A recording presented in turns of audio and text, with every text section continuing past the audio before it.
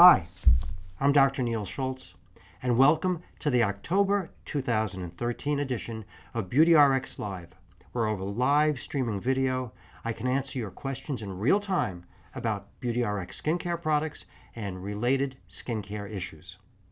BeautyRx skincare products are the same patient-proven and award-winning products that have been giving my patients more beautiful, healthier, and younger-looking skin for over a decade. They are based on addressing the ageless issues of color and texture, as well of course, as lines and wrinkles. And they do this by stressing the importance of 3 daily ingredients: exfoliants, sunscreen, and of course, topical antioxidants. And now that BeautyRx skincare products are available to everybody, the purpose of BeautyRx Live is to help people answer questions, to be introduced, to address any issues they may have about BeautyRx skincare products. So if you have a question, please go to BeautyRxLive.com, use the chat box, and I'll be happy to answer as many of your questions as I can. So again, I'm Dr. Neil Schultz, and welcome to October 2013 BeautyRx Live. Let's take the first question. This is from Mike, and he says, can stress cause hair loss or thinning hair? Mike, you bet it can. And the way it does it is through the effects of stress on hormones. You see, when we're stressed, our adrenal gland tries to help us, and it puts out a hormone called cortisol. Well, when that cortisol, which is so helpful, comes out of our adrenal gland, it drags a little bit of male hormone, testosterone, with it. And testosterone, which ultimately becomes something called dihydrotestosterone, is the hormone that's responsible for hair loss, because in people who are genetically susceptible to hormonal hair loss, their hair follicles and oil glands are too sensitive to the dihydrotestosterone, and that just shuts them down and makes the hair fall out. So there is a very real and direct relationship between stress and hair loss. Follow-up question, what if I used minoxidil 5% twice daily for a year and got no results? What is my next option? The real option and only option after that is Propecia. And Propecia is a pill that you take once a day. I've been taking Propecia every day since it was released about 18 years ago for hair growth, and I have found it to be very helpful. But of course, as you may or may not know, the front of all of this was all transplanted about 10 years ago, but the Propecia is very helpful for me, as it is for my patients, at helping continue hair growth and maintaining the healthiest hair that you can. Hope that's helpful, Mike. Let's take another question. This is from Sophia, and she says, is the following true? I read on the internet that your facial washes should use gentle yet effective cleansing agents, and the pH should be 4.5 to 5.5 only.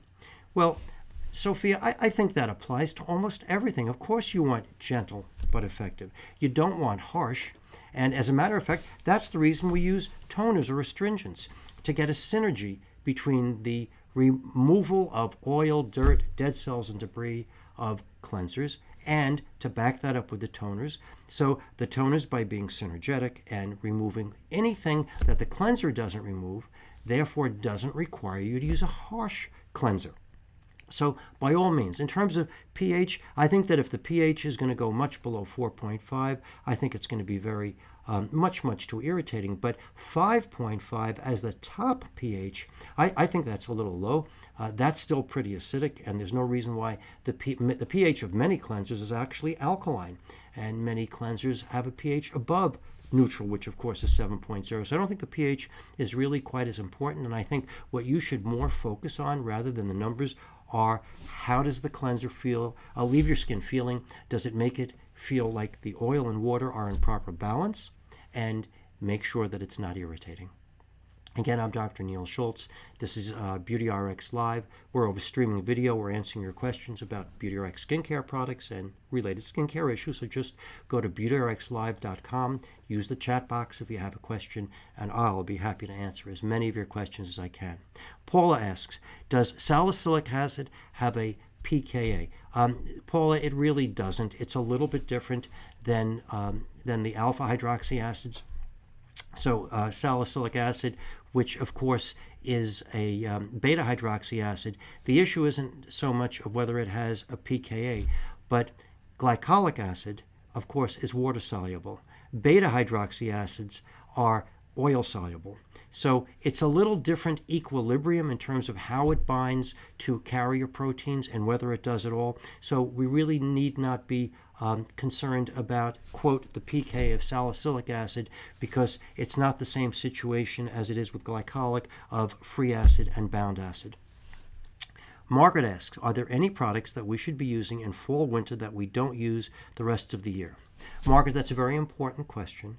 And rather than different products, it's really different vehicles, because you should be continuing your same skincare products, especially the same actives, especially the same 3 essential daily actives of sunscreen, exfoliant, and antioxidant. But what changes seasonally is, of course, the vehicle. So in fall and winter, you're going to want to use a slightly heavier vehicle, something that's more of a cream than a light lotion or solution. And opposite, in spring and fall, you want to go back to lighter vehicles when the temperature is higher, the humidity is higher. But certainly in fall and winter, we need things that are more emollient as temperature and humidity go down. We tend to dry out more. So sure, you need to change the vehicles that your products are in, but you really don't necessarily need to change the active ingredients that you're using in your regimen. Barry asks, can I use my bar soap in place of face cleanser? You bet you can, Barry. There's absolutely nothing wrong with using a bar soap. Don't forget, all of our cleansers used to be bar soaps until 20 or 30 years ago when they introduced liquid cleansers. So there's absolutely nothing wrong. And I'll give you a great tip. If you have particularly oily skin or acne-prone skin, Ivory soap is a great bar soap to use for your skin. It removes a terrific amount of oil, and I know it's advertised to be 99 and 44/100% pure, but the purity really doesn't matter. The fact is, it's a very good oil stripping soap. And by the same token, if you have dry or sensitive skin, there's a good chance Ivory would irritate you. So Ivory is a great soap for people with oily skin or acne-prone skin. Rachel asks, if I wear sunscreen every day, do I need to use an antioxidant product? Rachel, the answer is yes. Sunscreen does one thing and an antioxidant does another. They both, however, are protective for you. Sunscreen is your daytime protection that's supposed to keep the sun's damaging rays, the UV rays, from getting into your skin. But no matter how good you are with your sunscreen, whether you use the right sunscreen, and no matter how well you put it on, you're just not going to stop all the UV from getting through your skin. Life isn't perfect. So the purpose of antioxidants is to help protect you against that rogue UV that got around the sunscreen or through the sunscreen and still managed to get into your skin.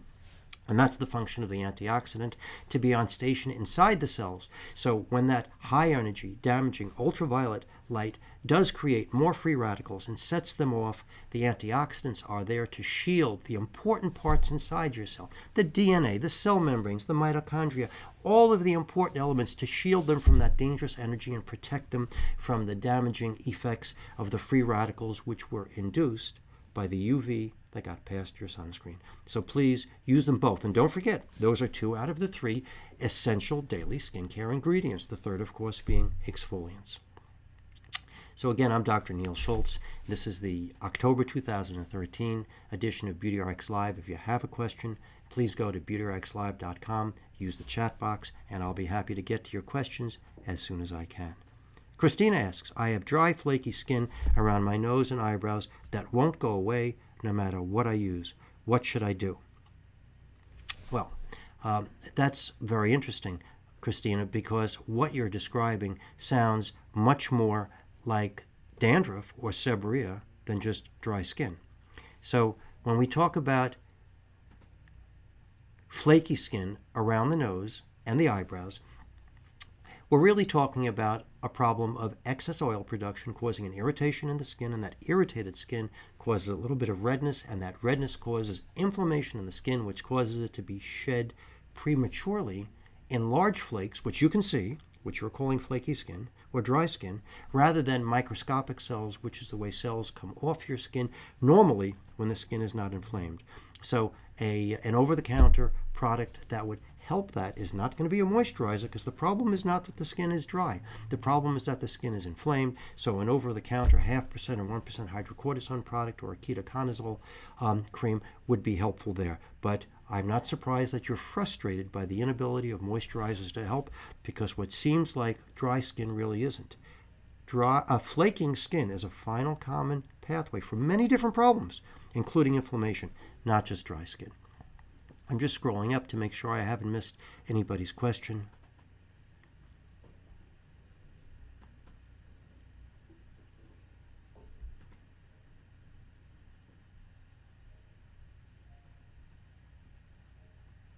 Okay, Sophia asks, what is the pH of BeautyRx cleanser and toner for oily skin? Well, the pH of most of the BeautyRx products, cleansers and toners, are in the 4.5 to 6 range. And without giving you, specific numbers, you can count on those pHs being in that range, which again is in the range that we were talking about before. But I would not, again, be as concerned about pH as I would about their being gentle and being effective.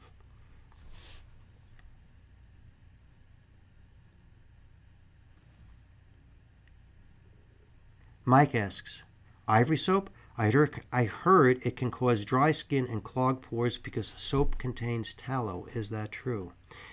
Mike, soap may contain tallow, but it's not going to clog your pores, especially when you're using an astringent in addition to the soap, again, to make sure that you've removed any residues of soap that warm water hasn't removed when you rinse it off. But I can promise you, Mike, that ivory soap is not going to clog pores. It's not going to cause acne, and the issue of tallow is not nearly as important as the efficacy of the product in being a good emulsifier. Emulsifiers mix the oil in your skin with water, with molecules that hang on to both parts, so you can get that oil off. In addition to pulling off the oil, it pulls off dirt, debris, and dead cells, all of which contribute to those clogs. So I promise you that you won't be disappointed with ivory soap. Mary asks, would you recommend someone using battery-operated products to remove skin on the bottom of the feet? I've seen one on TV. Mary, these at-home devices are all helpful. None of them are a home run, but they're all helpful. But you have to be careful and use your judgment to make sure that you don't grind away too much dead skin, which could then cause a cut or an injury. I prefer, when it comes to removing dead skin, which of course is exfoliation, I prefer chemical exfoliants. And I would recommend a glycolic chemical exfoliant, like the maximum strength exfoliating cream from BeautyRx, which is a 15% glycolic product, which when used every day or twice a day is very effective at callus. And you don't have to be concerned about the outcome, because no matter how much of the cream you put on, you're only going to get 15% glycolic exfoliation, as opposed to at-home devices, which the end result of which depend on how long do you do it, how hard do you press, and there is the opportunity there for irritation. But if you use it carefully, it may well be effective for you. Again, when it comes to exfoliation, I almost always prefer chemical exfoliation to physical exfoliation. Angela asks, is it okay to use a lower SPF product in the winter? Well, Angela, that's an interesting question, because you are correct in assuming that in the winter, the sun's rays are not as direct, and therefore the UVB, the burning rays, are not as powerful, as opposed to the UVA rays, which are the same all year long. This is the bottom line. There's no point in ever using a sunscreen with an SPF of less than 15, which gives you 90% protection, which of course is fine to use during the winter or the summer. The difference between a 15 and a 50 is a difference between 90% and 100%. Once you're above 50, you're not getting any additional protection, with some minor exceptions that I cover in some other Derm TV episodes. But the bottom line is, I just don't remember the last time I saw a sunscreen with an SPF of less than 15, and I certainly don't think you need any more than a 15 or a 30 in the winter, but just keep one thing in mind. make sure, whatever sunscreen you use, that it says that it has broad spectrum or UVA protection, because the UVA rays are the same all year long, winter, summer, all day long, from the time the sun goes up until the time the sun goes down, as opposed to the UVB rays, which is what the SPF refers to, which of course are worse in the middle of the day and in the summertime. So again, this is Derm TV. This is BeautyRx live streaming video over which we're answering your questions about BeautyRx skincare products. If you have a question, go to BeautyRxLive.com and please put your question in the chat box. Mike says, what's a good soap to shave with? Well, Mike, I think soaps are kind of tough to shave with. Most soaps don't give you enough slip factor, and they don't give you enough thickness or viscosity to ensure that you're going to have a gentle and effective shave. So I prefer shaving creams, not even shaving foams, because shaving foams, again, while you get a lot of foam out of the can and it lasts for a long time, it often doesn't give enough slip factor. My two favorite vehicles for shaving products are gels and creams, and I know that Edge makes a particularly good shaving gel, and there are many different good shaving creams out there, but I would stay away from soap when it comes to shaving. You might want to catch the Derm TV episode of Shaving Tips for Men, which tells you about shaving in the shower. That will go a long way towards reducing irritation from shaving.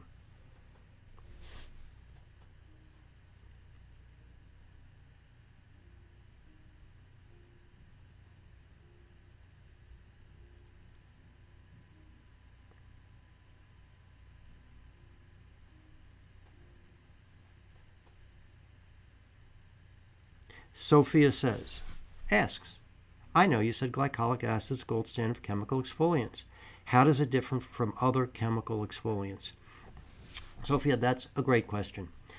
Glycolic acid can be adjusted in strength from 1 to 20% for at-home use, so you have a whole broad spectrum of strengths to tailor to the kind of skin you have and the kind of skin problem you have. Salicylic acid either comes as a 0.5%, 1%, or 2%, and that's the whole spectrum. And at 2%, it's just not strong enough to give you effective exfoliation. Retinoids are either by prescription or not by prescription. The ones that are by prescription, like Retin-A and Tazorac and Adaptoline, besides needing a prescription, they have a very narrow therapeutic range. The distance between it being effective and being irritating is very close. So it's very easy to get irritated with retinoids. And there isn't a week that goes by that I don't get questions from viewers about irritation from retinoids. To put things into perspective, in the late 1980s, when there was no glycolic acid, I was very happy to have retinoids for exfoliation. But in the mid-1990s, when the glycolics came along, I think they blew the retinoids off the map. Retinoids can be irritating. They can also break capillaries. They can make your skin seem a little bit oily and sensitize you to the sun. There are Derm TV episodes about the difference amongst these exfoliants, which I would urge you to look at, because there just isn't enough time in a Q&A to cover everything that's in one of those episodes. But suffice it to say, glycolic can be more gentle than the others, more effective than the others, titrated better for your problem, and those are many of the reasons why I love glycolic, and it works great. Mary asks, how much protection does an SPF 30 give you? It's about anywhere from 94 to 95%, Mary. It's because this is an exponential curve. So if a 15 gives you 90, 88 to 90, and you then double that to 30 and you get to 94, 95, and then you go up to 45 and you get up to about 98, and then you go up to 50 and you get up to 99 plus, and at 60 it really doesn't add anything. So even though you have significant jumps in SPF from 15 to 30 to 45, 50, and 60, each additional jump, which has a progressively smaller amount of increased protection. But really, I don't think I know the clinical difference or the effect of the difference between 94% and 98%. That's in the laboratory.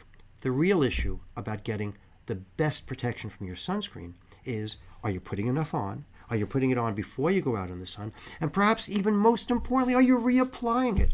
Every 2 to 3 hours, whether you're active or not, you've got to reapply it, and you've got to reapply it immediately after sweating or swimming, and if you don't, you're not going to get the protection regardless of how high the SPF is.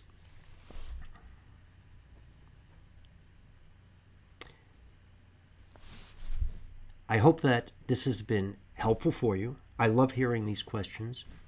Those are all the questions that we have time for today in today's episode.